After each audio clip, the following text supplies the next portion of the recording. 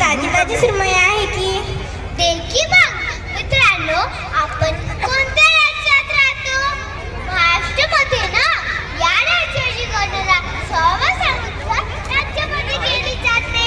महाराष्ट्र हा संस्कृत शब्द आहे. याचा अर्थ महान राष्ट्र असा आहे.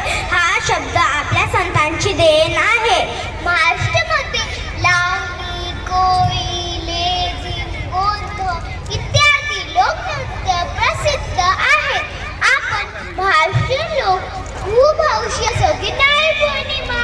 आम्ही कोळी बांधव तर महाराष्ट्राची आन बान शान आहोत. चला मग आम्ही सर्वांना एक झलक